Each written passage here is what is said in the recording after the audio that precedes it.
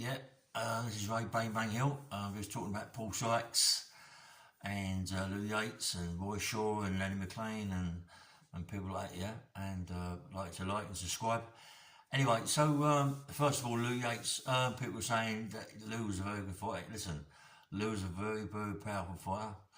Come from up north to come all the way down to London and to fight people like us is a feat, yeah. But I never get to fight. I didn't even know him, you know.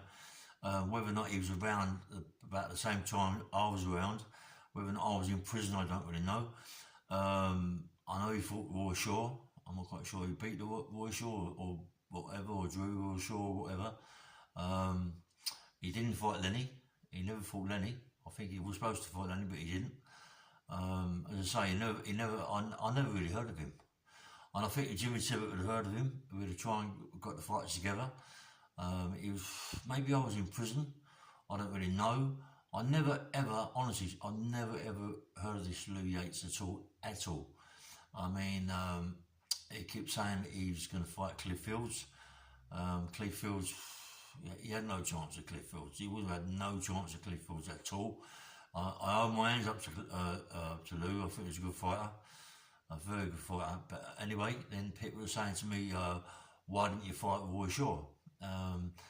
You know what? Seriously, I see Roy Shaw than a Becky. I was inspired Roy Shaw quite a bit. You can fight Roy.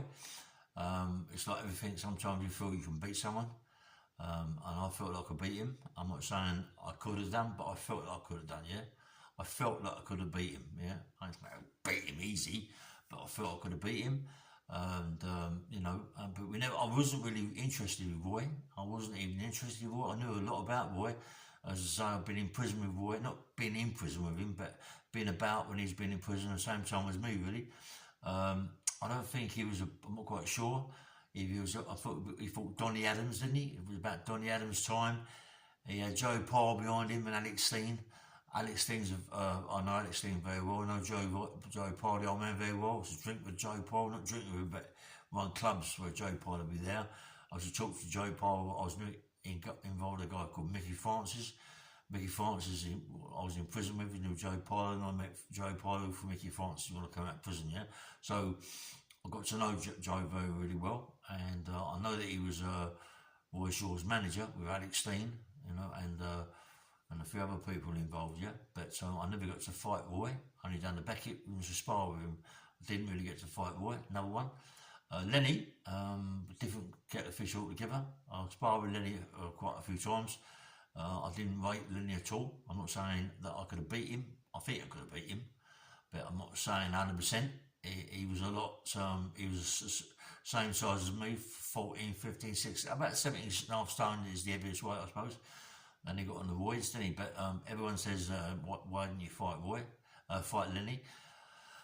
I was down to fight Lenny twice, Lenny never showed up. Whether or not it was Roy Shaw, sorry, I'm getting myself all confused there. Whether or not it was Frankie Ryan or Vic Andrew, I don't know who stopped it, but we never got on. We never got it on.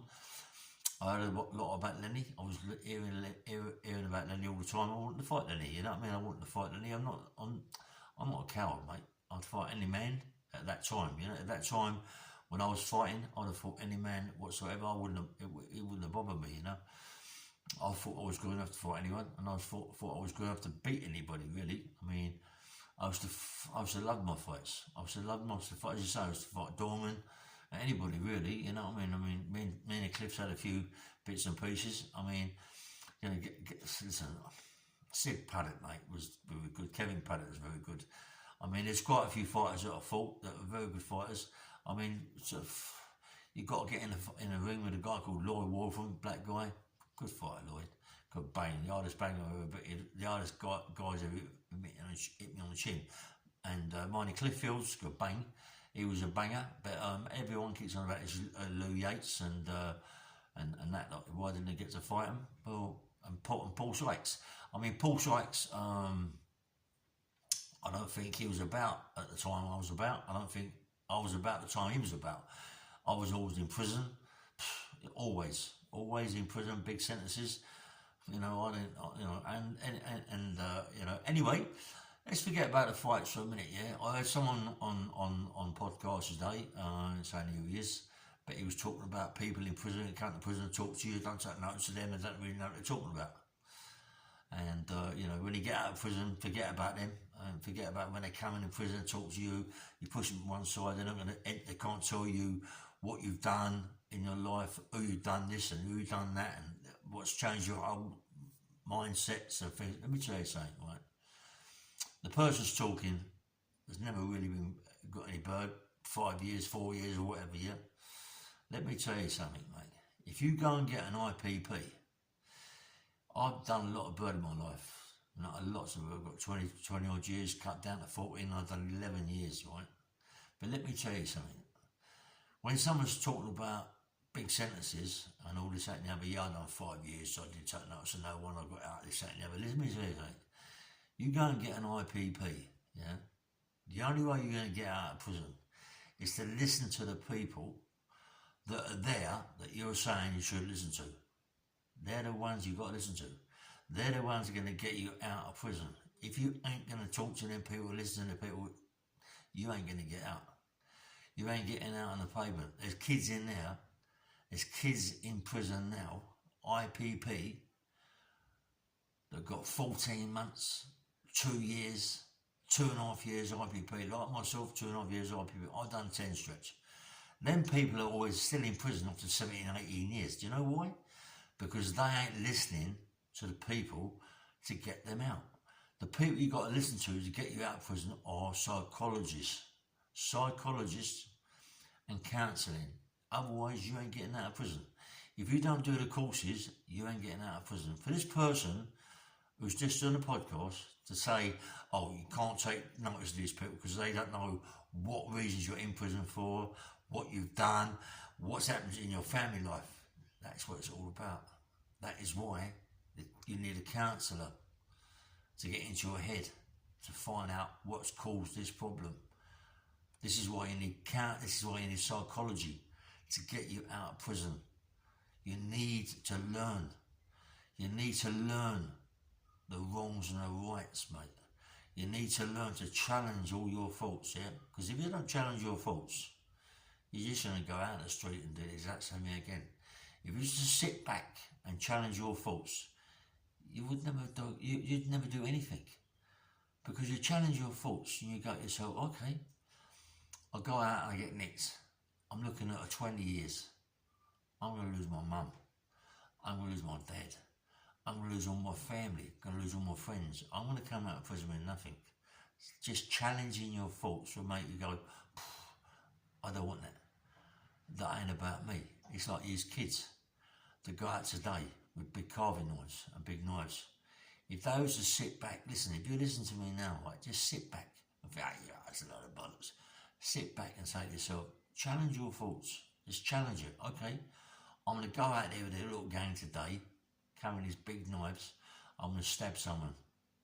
I might fatally stab that guy. I might not fatally stab him, but I might stab him.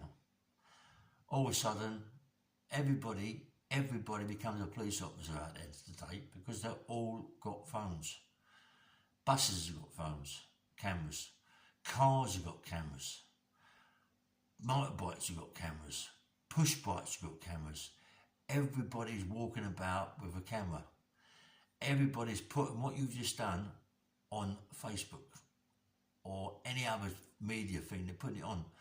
They can't help it. They put it on. They haven't got glasses. It's just what happens today with these phones. That's why all these police shops are shutting, because they give everybody a camera. They've got cameras everywhere you go is a camera. You ain't getting away with anything. If you do, even if you're masked up, something happens. They can get you somewhere. They get you somewhere, mate. Telling that mask, they get you somewhere. So be careful. So then you look at the pros and cons. Is it worth it? Do I go with that person? What happens if I get caught? This, that and the other. And then there's your triggers. Your biggest triggers are people that you know. Money is the biggest trigger ever. Money. You want money, mate. That is a trigger. You're walking down a road. You take drugs. And you've got money in your pocket. That is a trigger. Without money, you can't buy drugs. So therefore, you've got to go and get it. So it's a trigger. You need it. Stop it. think, please challenge all your thoughts, yeah? Please, because the person that said that on a podcast today, he ain't got a clue what he's talking about, believe me. He ain't got a clue what he's talking about. Life is about you podcast, but life's about, beg your pardon, life's about psychology. Life's about counselling. If you're in prison, you need that. You ain't getting out. If you've got a big sentence like I got, an IPP, which no longer you get it. You don't do an IPP no more. You get a mandatory sentence, a mandatory life sentence. So that means you're the same really as a pod, not as a pod, I don't know what I'm saying, I apologise, yeah? Not as a podcast, I mean as an IPP. If you get a mandatory sentence, mate, you're going to do something like 14 to 16 years. Then you've got to do all your courses even then. There's a course, right? It's called, what is it? Sorry, I apologise, I'll get it in a minute. It's called Cognitive Self-Changing Program, yeah? Cognitive Self-Changing Program. CACP or CCP, I forget it, Cognitive Self-Changing Program, CSCP. Well, I think it's CSCP or CSCP, Cognitive Self-Changing Program, right? That's part of psychology. They get that doing a mandatory life sentence, right? I'm telling you, CSCP, Cognitive Self-Changing Program. If you get that course, you're never ever going to get out. You can't win the course, you can't beat the course, you just can't beat it. Please, right? Please listen to me, right? Be a bit careful when you go out to do anything fucking wrong, yeah?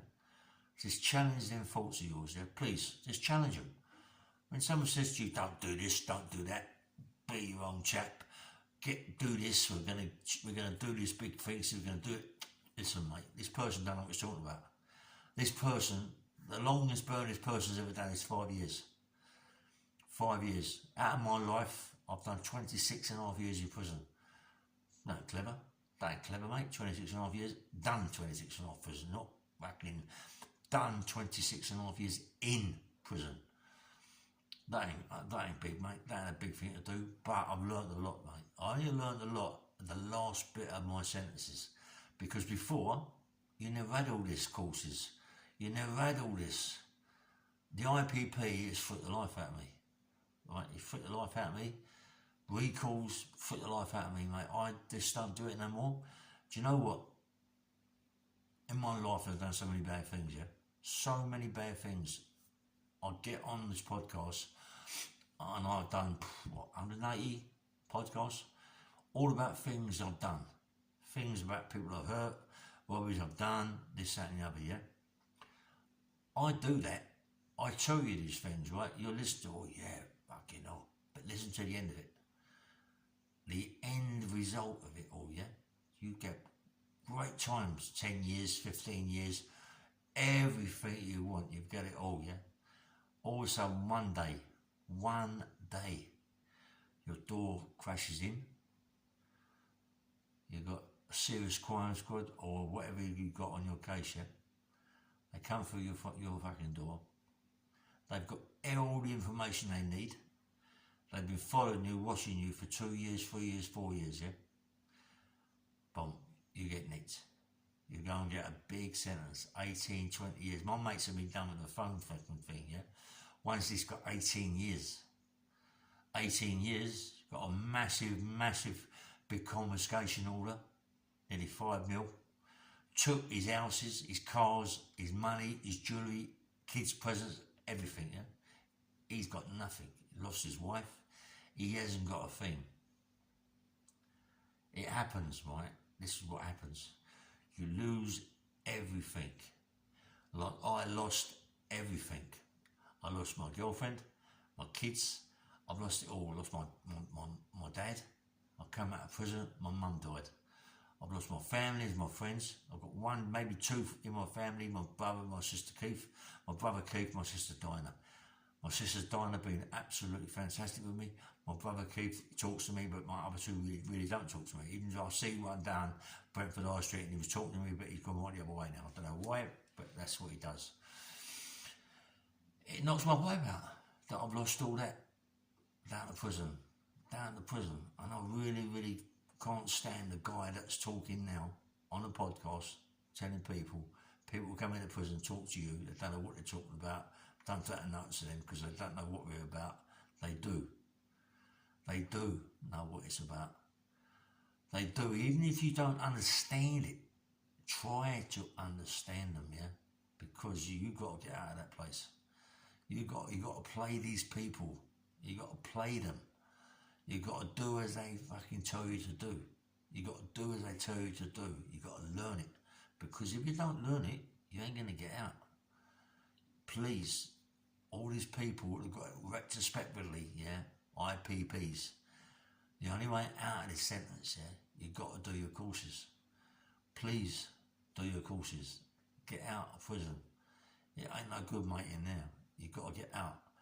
The longer you stay in, then you won't want to get out. It could become institutionalised. Listen, I'm still a bit institutionalised. I go to bed at a certain time, wake up at a certain time. It's done me in. It's done me in. Not so much the big sentences. I've done 10 years out of this one, yeah? But I've done 19 years. I've been out 9 years. I'm still doing it even now. Even now I'm still doing the IPP. Indeterminate, mate. Indeterminate. Public protection order. Public have got to be protected by me. I've got to be, the public have got to be protected because of me. Yeah? You got to be careful what you do, who you talk to, what you do, yeah? I'm telling you. Please, just challenge all your thoughts, yeah? Just challenge them. From negative to positive. Got to do it, mate. You got to do it. Look at them fucking triggers. Look at all your triggers you've got. Look at them. Work them out. Work your triggers out. Sit down now on your sofa and challenge it. Challenge your thoughts. Thinking about what you do, what would you do tomorrow, what you're going to do. Challenge your thoughts about if you get caught. But challenge them, not about if you get caught at that time, but challenge them about all the people with these phones, all the cars with these phones, all the cars with cameras, all the buses with cameras, all the people with cameras. Fucking amount of cameras there is now, yeah? Please. I ain't seen no police. No police come around me, but they ain't got to come around you because everybody's a police officer. Everybody's old bill because they put everything on media. I'll see what they click, click, click, click, click. And now it's on media. People, I can't wait to put it on Facebook. This is what, the phone's up. This is what's done it. Listen, this is Bang Bang Radio, yeah? Please like and subscribe. I ain't really said too much about the fights, which I wanted to, as it happens, but, you know, I've got myself involved in this now. You know what I mean? Please challenge my thoughts. And the person who said this on the phone, he needs to challenge his thoughts, mate, all right? So please like and subscribe. Bye all, yeah? Bye-bye.